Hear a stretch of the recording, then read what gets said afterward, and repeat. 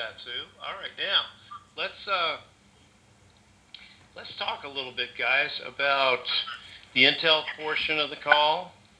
I'll tell you this much: this really feels like the calm before the storm to me. And the reason I say that is because we had, a lot of information that came between Thursday's call and Tuesday's call. And I think you guys, realize that based on what I said on Tuesday night, that was the case. And then yesterday came, and we had a lot of good information yesterday. But today came, and it was almost dead quiet. It was really, really quiet. And I was beginning to wonder what in the world is going on, because I want you guys to know that what I get is from a multiple amount of sources. And what I try to do is determine what is real, what is not real, and try to determine what is valuable for us to know about, to try to give you, do I give a positive spin to the intel? Yeah, I do. That's my nature. I'm positive, I'm optimistic, and I look at this as, coming to fruition very quickly, very shortly. Hasn't happened yet for us. Does Bruce have the 800 numbers? No, not yet. Are they out in some kind of packet? No, they're not. They're not coming that way. Not happening. What I'm telling you guys is straightforward, as close to how I receive it as I can give it without making compromises to sources and to intel that might be just a little bit too sensitive. You don't want to get anybody in trouble, me, anybody else. So when I tell you guys something, it is the truth. I would never tell you guys a lie or tell you anything that wasn't straight up. I just don't do it. I wouldn't do that. So if you're wondering, what is Bruce telling us? Is he making something up? Is he making up? No, never. I never have and never will make up intel. It just doesn't happen. There's enough information usually that comes in where I do omit a few things here and there, but generally I give you what I get. So just realize that, and realize also that, hey, it affects us. I want you to realize that even though I'm an encourager, I do want you guys to be lifted up and encouraged. I know things are not always rosy and perfect, and I get disappointed too. You guys say, oh man, Bruce, you just don't. No, I do. I was disappointed this morning because all the information we had was pointing toward the possibility of this happening by morning today. We didn't get it. Sometimes I never know why. Sometimes I never know why it didn't go like we thought or like we were informed. Just so you know, I have those moments over 13 years now of disappointment. I don't look at it so much like a roller coaster for me. I just look at it like this is going to come when it comes. I've told you guys time and time again that this blessing is our plan B. And our plan A is what we're doing now. Hopefully it's more than just enough to get by. I know a lot of people are in survival mode. And some people are in survival mode because they've put too much emphasis on the blessing coming now or a week ago or a year ago or 2 years ago and so on. And it just hasn't happened yet. Some people have left jobs and have just left work and are just kind of living off the land until this thing goes. My suggestion is continue to do what you're doing to make ends meet, to cover yourself. I cannot tell you guys or promise you that this is as close as it seems to us. I'd have no way to prove that or to bring it to us. If I could bring it to everyone, I would have brought it years ago, and half of you wouldn't be involved with it. But for some reason, this has been something that God is tarrying about, and the timing of it will be perfect. It will be great. It will be an awesome thing for us to step into and walk through as a new paradigm shift. But right now, guys, if you're in survival mode, I'm sorry. I really want everybody to thrive and get to thrival mode. But I really want you to know that I would never mislead anybody or let them think something other than what is the truth about the situation, just so you know. Intel today is very light. I hope that's a good thing. I hope that the fact that it's quiet is very positive.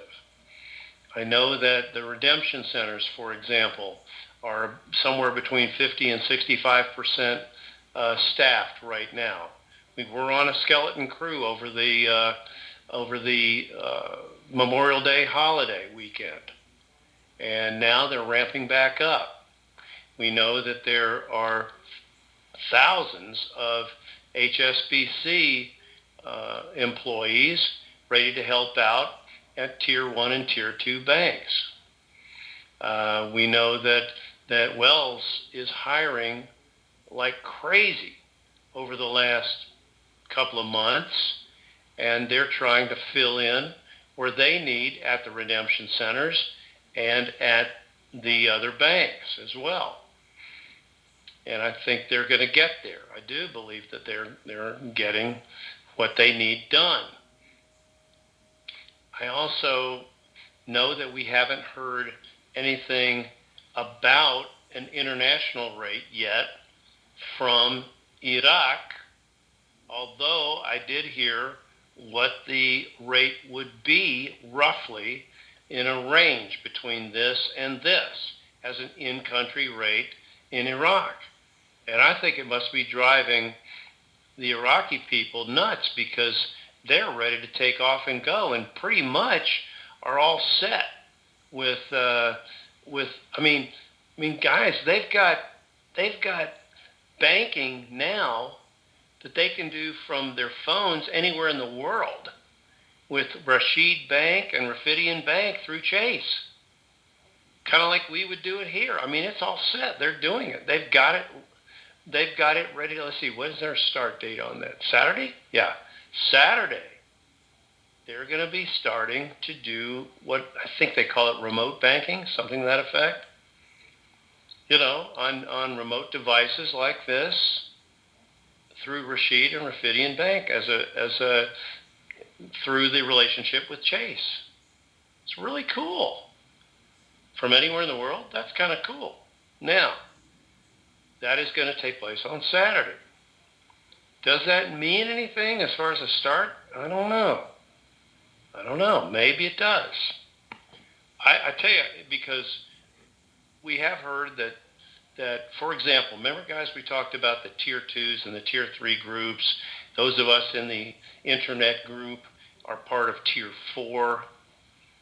Well, the Tier 2s and Tier 3 groups, these are individuals inside of those tiers.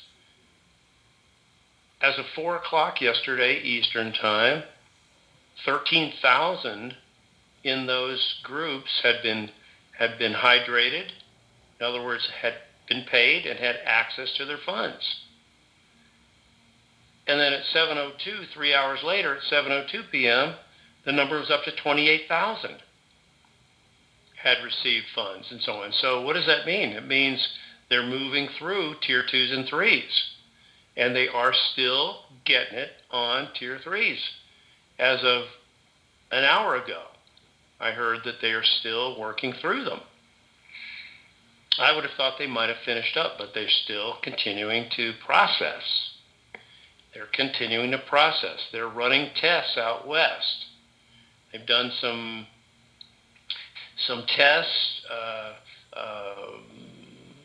transfers, There have been some wires that have been coming in and going out as tests again. I understand one of the largest humanitarian funding sources has multiple wires coming tonight or tomorrow, in which case it'll take their attorneys some time to process and get back to those senders and get everything complete. But the bottom line is they're looking to be funded in 24 to 72 hours, completely done, at least with this tranche of funds. And I think that's very positive. It puts us in a situation where we should also be in the position to be exchanging, I believe, by the time, if not before, they have their access to additional funds. So we know that the proximity is there. We know that we're very close. I really thought we would be there today. And it is the 1st of June. And I know that that there still have some people that need to be paid before we go. There are still some entities that need to be paid. Now, do all the Tier 3s need to be paid before we go? From what I'm understanding, no. They do not. They do not need to be complete before we start. So I'm sort of in the middle. I'm sort of in the situation where there looks like there's a little piece missing in where we are and why we haven't started. Just being completely honest with you guys, this is a little curious to me. Hey, you know what? After the call tonight, I may get some information that totally clears up where we are. Totally makes sense to me. Now, I've understood that even some banks may do some currency exchanges tomorrow as sort of, I'm not going to call them test exchanges, but sort of as a way to increase liquidity. Obviously, these would be banks that have foreign currency desks in them. I don't know which ones. It might not be but for 5 or 6 hours. And I believe the rates will be what we would call I'm going to use the nice term starter rate. Not a privately negotiable rate, not something that we know that is available when we go into the redemption centers, but this is to create some form of liquidity for these banks that offer these exchanges. I can't tell you where, I can't tell you when, and I got this, and I got some verification that it looks like it might be true. But I wouldn't get so super excited about it. However, if you are in survival mode and you want to try and contact one or two banks to see, and you may want to just, guys, I don't think if you call, you're going to get anywhere calling. I think if you wanted to take a note or two of Dong or Zoom and you wanted to just go and test the water as sort of a walk-in, informed person, then by all means, maybe give it a try. This is only something I'm putting out there because I know that we're close and I know some people are in a survival mode. That's the only reason I brought that up. Now, as far as the toll-free numbers and when they're due to come out, understand that I will receive that number when it's time, that is going to be automatically put out due to a timer based on the computer program that it's in. And I couldn't tell you when it's going to happen. I thought I knew, but not now. I don't know when. So I have to be available and ready to receive, and I am. And then I'm going to, like I said, I'm going to put it out with a plan, starting on the Big Call website, thebigcall.net, as soon as I get it. And then, of course, it'll end up being a couple other places in the Dinar community, if you will, so that it'll circulate and get out. I'll put it there as well. and have a plan for that. So I just want you guys to know that right now, even though we heard really, really good things about the currencies in the first basket being live in Australia and New Zealand yesterday morning, and then of course they would work their way in, you know, to the Far East. I have not seen proof of that. I have not seen or had verification that that's the case.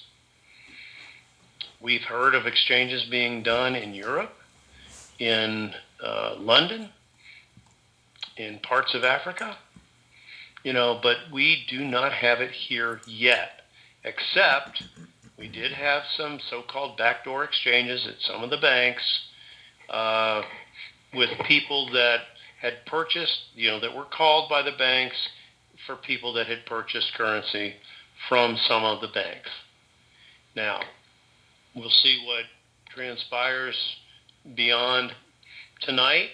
We'll see what they do. If they do offer some starter rates tomorrow,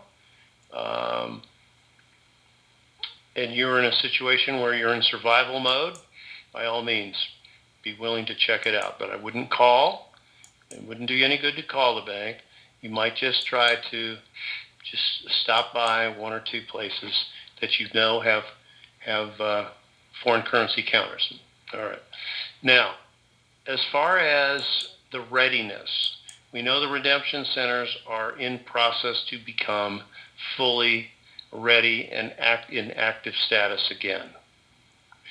I was under the impression that we would have a start by this week. I don't know that that's not the case still. But we have to literally take this one day at a time. Please do not quit your day job if you have one. If you don't have one and you need one, by all means, continue and get one. There's no sense for anyone to be without income, without an opportunity now, waiting for this. We're all waiting for this to come through. It is totally life-changing for us, yes. But we have to look at this as a blessing, as almost a new start for all of us. But we cannot look at it until it gets here. It has to arrive before we can receive it. And I guess I'm done with that. I guess I'm done. The intel portion, like I said, is very light now.